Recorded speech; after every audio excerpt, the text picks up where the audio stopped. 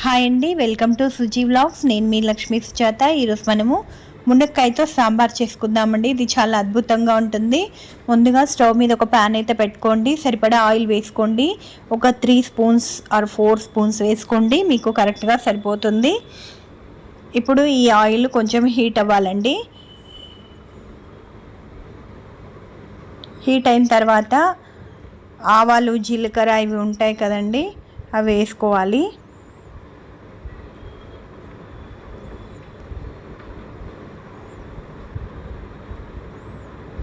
ఒక 2 గింజలు మెంతి గింజలు కూడా వేసుకోండి. అలాగే వెల్లుల్లిపాయ రెబ్బలు, ఎండుమిర్చి కూడా వేసుకోండి. వీటిని బాగా వేపనియండి. ఇక్కడ నేను కొంచెం వడియం కూడా వేసాను. అలాగే ఉల్లిపాయ, కరివేపాకు కూడా వేసుకోవాలి. ఇవి కూడా బాగా వేగనివ్వాలి. కాసేపు వేపుకుందామండి. కొంచెం ఉల్లిపాయ అనేది కలర్ చేంజ్ అయ్యేదాకా వేపుకుంటే సరిపోతుందండి. ఈలోపు మనము ఒక పక్కన ఇంకొక గిన్నెలో మునక్కాయలు ఉడికించుకుందాము. కందిపప్పు ఉడికించుకొని ఉప్పేసి ఎనుపుకుందాము, రెడీగా పెట్టుకుందాము. ఇప్పుడు టమాటాని యాడ్ చేసుకొని ఇది కాసేపు బాగా వేపుకోవాలి. టమాటా కూడా, టమాటో వేసుకునేటప్పుడు బాగా మెత్తగా రెడ్ కలర్లో ఉండే టమాటో వేసుకోండి. అప్పుడు మనకి సాంబార్ చూడటానికి కలర్ బాగుంటుంది, టేస్ట్ బాగుంటుంది. ఈ విధంగా వేపుకోవాలి.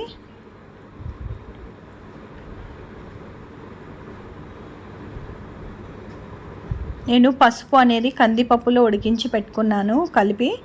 ఇప్పుడు మనము మునక్కాయలు వేసేసుకున్నాము. మునక్కాయలు ఎక్కువగా కలపకూడదు, ఎందుకంటే ఆల్రెడీ మనం ఉడికించుకున్నాం కదా ఇవి ఉప్పేసి. దానికోసం చాలా జాగ్రత్తగా మనం కలుపుకోవాలి. అలవాటు లేని వాళ్ళైతే గరిటెతో కలపద్దు. చలాక్ లాంటిది తీసుకొని, అట్లకాడ లాంటిది తీసుకొని కలపండి.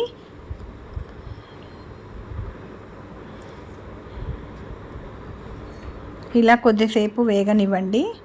ఇప్పుడు నేను ఇంట్లో సాంబార్ పొడి తయారు చేసి పెట్టుకుంటామండి. ఆ సాంబార్ పొడిని వేస్తున్నాను. 1 స్పూన్ నిండా వేసుకోండి చాలు.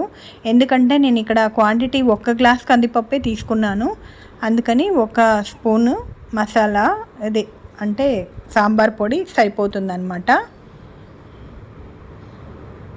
నేను ఎంత సాంబార్ వేసినా కూడా మళ్ళీ ధనియాల పొడి, సాంబార్ పొడి వేసినా కూడా ధనియాల పొడిని యాడ్ చేస్తాను. 1 స్పూన్ వేసుకున్నానండి. ఇప్పుడు ఇది కొంచెం సేపు పైకి కిందికి కలపండి, ఎందుకంటే ఇది పట్టాలి కదా సాంబార్ పొడి, ధనియాల పొడి అంతా బాగా కలవాలి ఇందులోకి. ఇది నిమ్మకాయ సైజ్ అంతా చింతపండు తీసుకున్నాను. వాటర్ ఇలా తీసుకొని, చింతపండు గుజ్జంతా ఇలా తీసుకొని వాటర్ వేసేసుకోండి. ఇప్పుడు ఇందులో ఇలా వేసినప్పుడు ఈ వాటర్ అనేది ఉడుకుతూ ఉంటుంది కదా, అప్పుడు మనము ఎంత కారం అవసరమో కారం చూసుకొని వేసుకోవాల్సి ఉంటుంది. నేను ఇక్కడ 1 స్పూన్ కారం అనేది యాడ్ చేస్తున్నాను ఫుల్గా.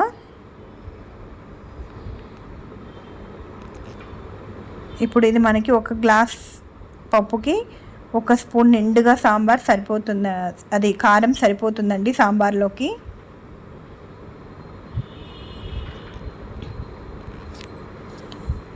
అలాగే కందిపప్పు కూడా వేసేసుకోవాలి. మనం ఇక్కడ సాంబార్ పొడి చేసాం కదా, సాంబార్ పొడిలో కూడా యాడ్ చేసాం కదా, అందులో కూడా కొంచెం కారం ఉంటుంది.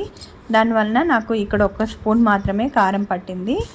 మీరు చూసుకొని మళ్ళీ వేసుకునే పాటైతే ఇంకొంచెం కారం వేసుకోండి. ఉప్పు నేను ఇప్పుడు కందిపప్పులో ఆల్రెడీ వేసే ఎనుపుకున్నాను కదా. ఇప్పుడు అంతా కలిపెట్టుకొని ఒక గిన్నెలో కానీ బౌల్లో కానీ వేసేసుకోండి. ఇలా ఉడుకుతూ ఉన్నప్పుడు మనము కొత్తిమీర సన్నగా కట్ చేసుకొని వేసేసుకోవాలి. కొత్తిమీర తగలడం ఆలస్యం, స్మెల్ అసలు ఎంత బాగా వస్తుందంటే సాంబార్లో అంత బాగా వస్తుందండి. మీరు కూడా తప్పకుండా ఈ రెసిపీని ట్రై చేయండి. లైక్ చేయండి, షేర్ చేయండి, కామెంట్ చేయండి, సబ్స్క్రైబ్ చేయండి. ఇంతేనండి, మన కడప రాయలసీమ సాంబార్ అనేది రెడీ అయిపోయింది. మీరు కూడా తప్పకుండా ట్రై చేయండి. Thanks for watching.